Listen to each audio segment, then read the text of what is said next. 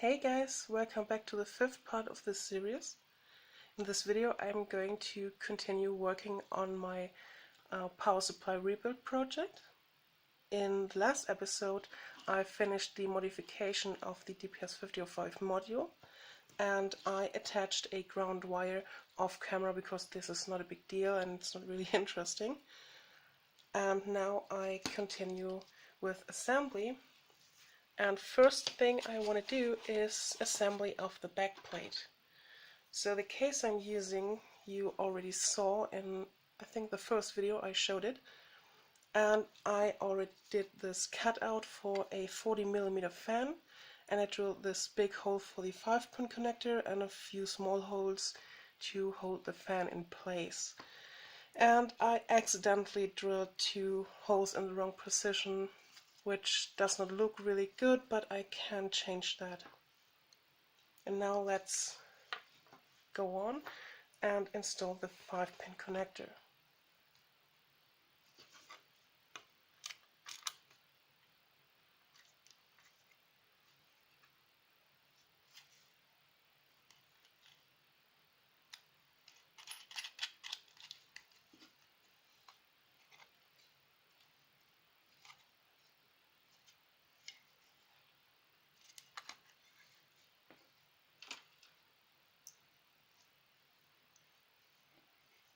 And now the fan gets installed in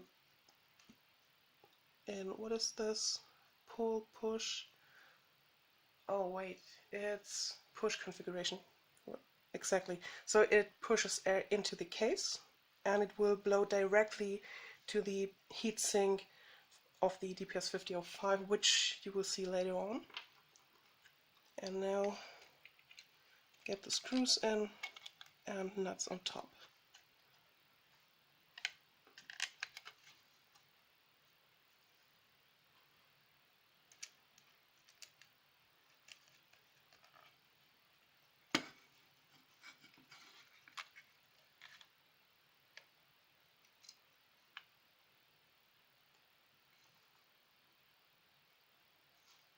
I just noticed that this was the original configuration I first planned, but I changed my mind at a certain point when I was preparing everything, and I just remembered. So what I want to do is get the cables from the outside into the case, or maybe I can just get the cables out of the holding mechanism over there. I have to get rid of this small piece of plastic over here. Don't cut into the cable if you do that. And now get the cable out, and I nicked the cable. Well, that's not really good.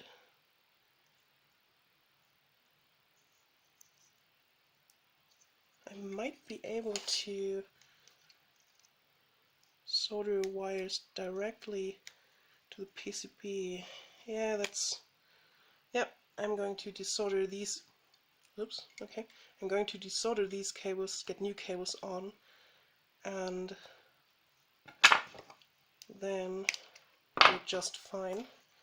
So what I planned to do is get the fan installed from the outside, because I can get the screws perfectly into the fan. They will just go completely in, and they will then go through the holes into the case. And I got this small mesh I created, which goes over the screws, and the screw then gets tightened down with a nut, and this will prevent huge amount from dust coming inside of the case, and I can remove this mesh later on and clean it easily.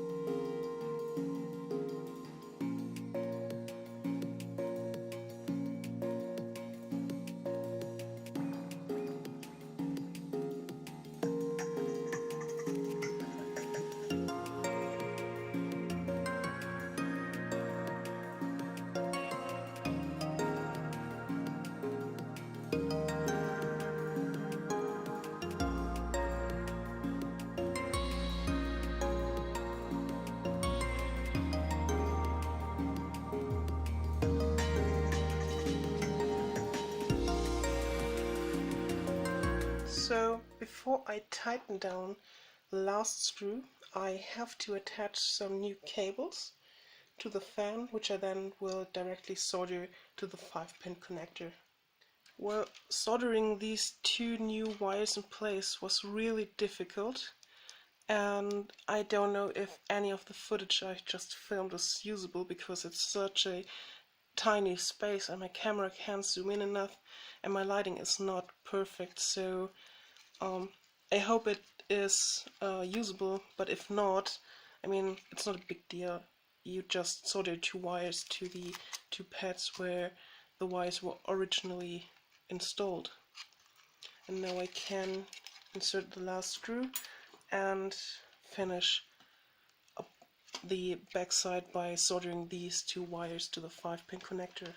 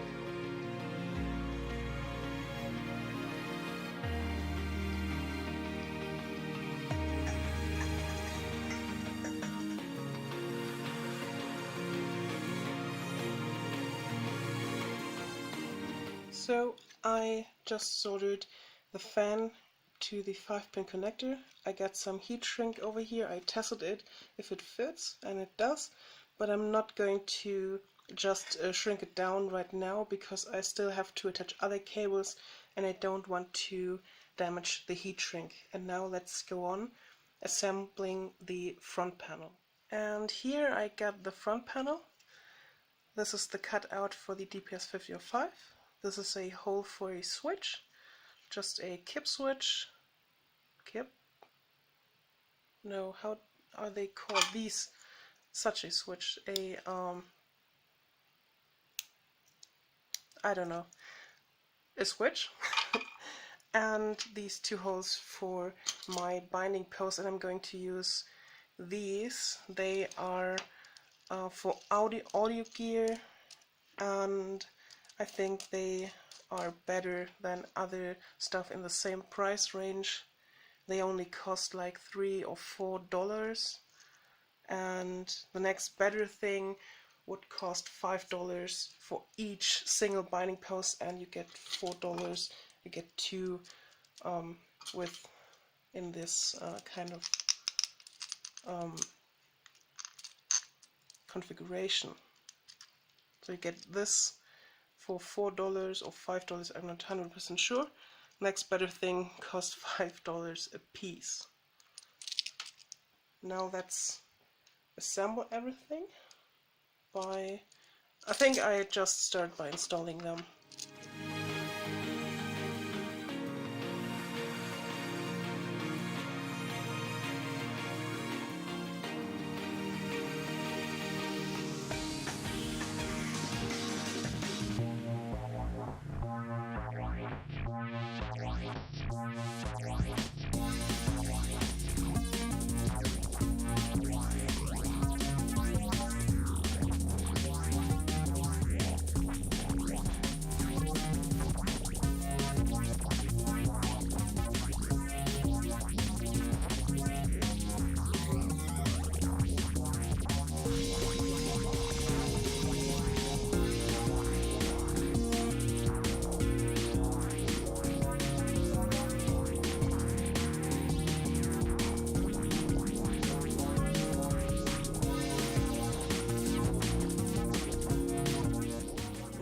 done, the rest of the mounting gear I'm going to use after I install the ring connector for the DPS-5005 module.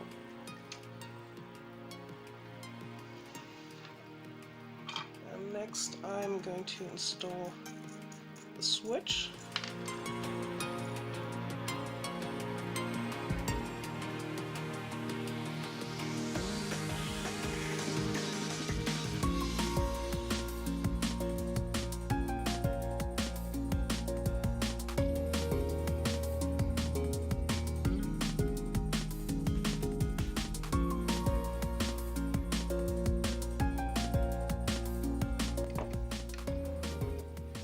This is done,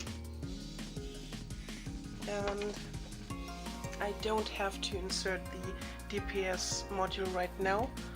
I'm just going to use this connector that gets delivered with the module to insert all the cables, and now I have to wire everything up, and I will explain later on how everything is connected.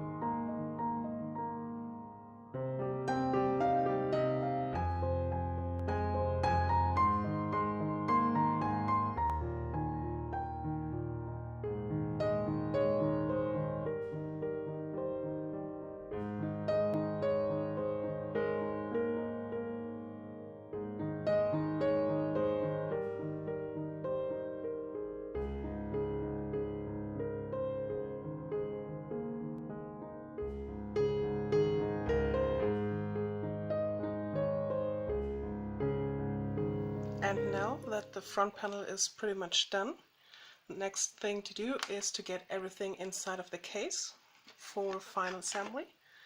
And oops, I just buried my case under a lot of things. So this is the case, well, the bottom of the case.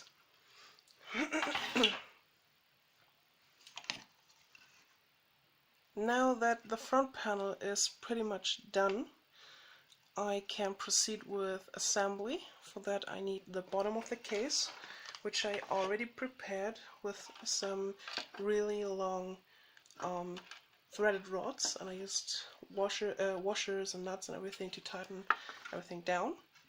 And I have two nuts over here just to get the PCB a bit higher. and this is the front side. It goes in here,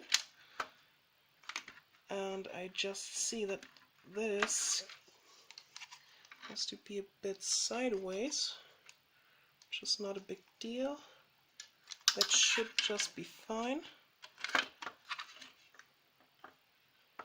Yeah, that's okay. Now let's grab the DPS-5005, get it inside.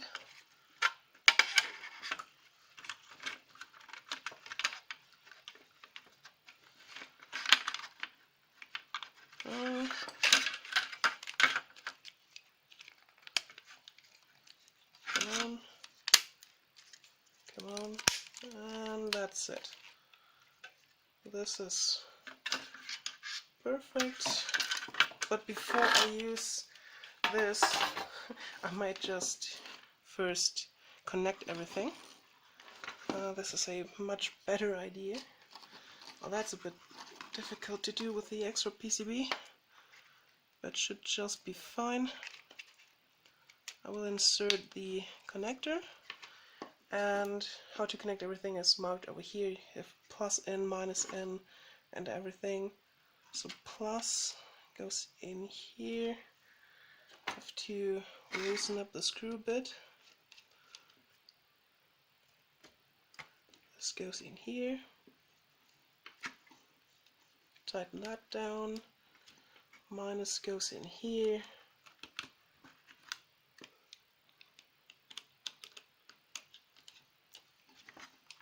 For some reason it does not fit.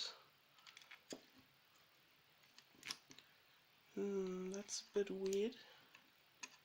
But okay, that's really weird.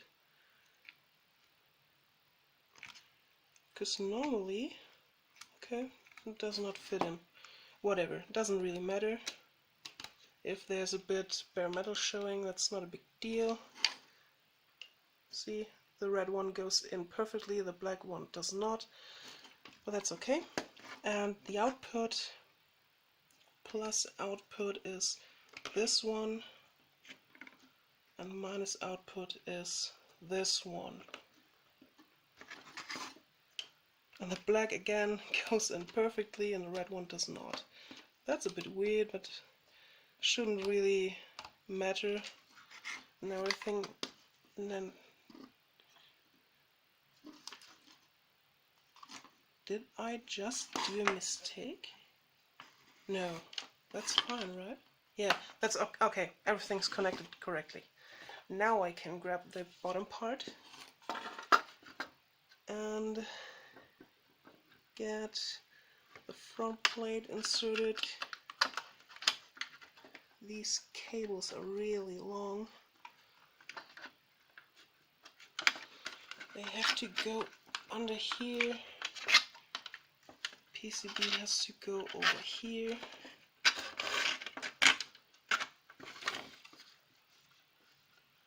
Yeah, that's fine. Okay. But before I screw it down, I still have to attach another pair of cable to the switch. So, well, I might just well explain the wiring right now before I proceed. So, the DPS-5005 itself has an on-off switch for the output. So I don't have to use a switch for the two binding posts. The module itself switches it, and the binding posts are directly connected to the output of the module. I wasn't able to use the ring type connector. Mine were just too small, so I had to use some fork connectors, and I might change that later on, but for now that's just fine. I was able to get them on. Then I have the switch connected to the DPS input, and the switch will then be directly connected to the 5-pin connector of the backplane, so that when I connect it to the power supply and the power supply is powered on, the module itself is not directly powered on, but I have to use the switch to power it on. And so I can also power it off, but don't have to turn off the power supply itself. Now let's connect some wires that will go to the back plane. Insert the front plate, adjust the wires. They have to go over here. PCB can go over here. It should be fine. Yeah. And the question is, do I install the heatsink or do I first solder the wires in place? I tend to install the heatsink. So here's the heatsink, and I have to explain something. So these two holes were originally planned to hold the heatsink directly to the PCB by using a few springs. Because I have to be careful, these are surface mount components, I can't apply too much pressure. But the problem was, when the heatsink was properly installed onto the PCB, there was just no space between the heatsink and the PCB left for neither a screw head nor a nut to tighten down the PCB. So later on I decided to drill holes in all four corners of the PCB and hold the whole assembly down by springs and everything. So this is not as I originally planned it, therefore there are two useless holes now, but that should not impact cooling performance too much.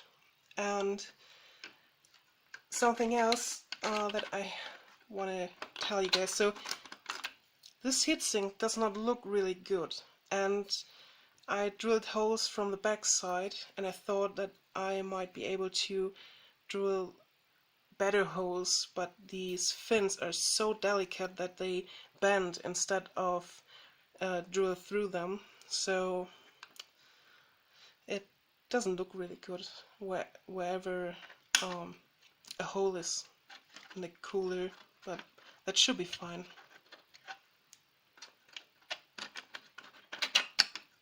Now that goes on here, and I do have a lot of mounting hardware,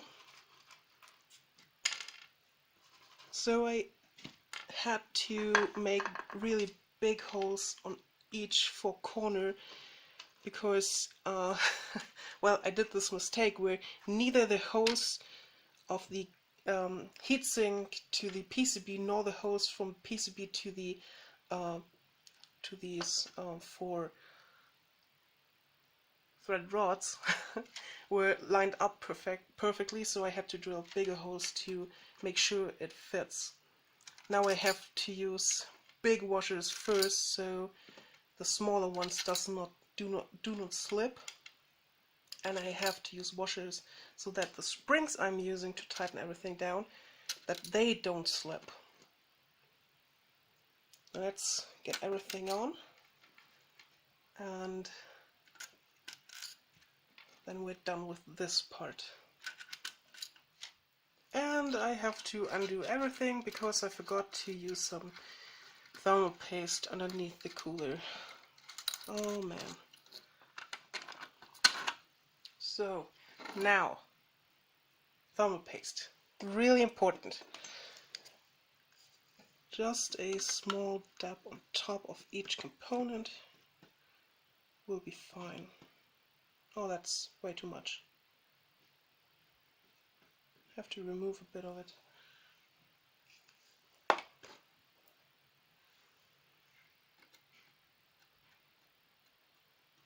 Yeah, that's way too much.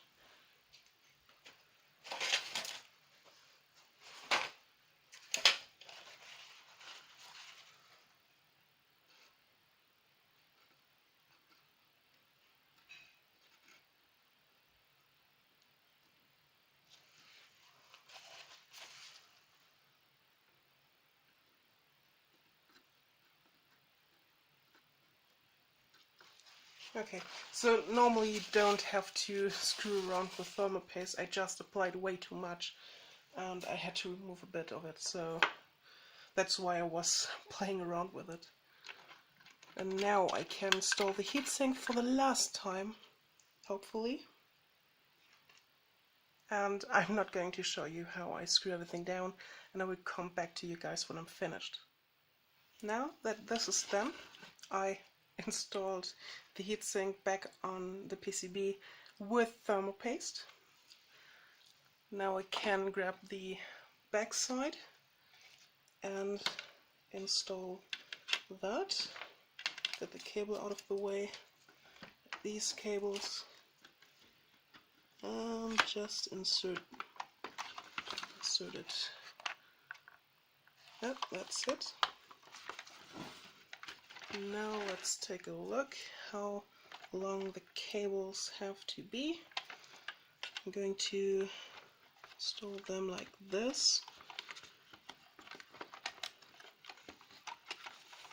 From here over there, I'm cutting them a bit longer than needed.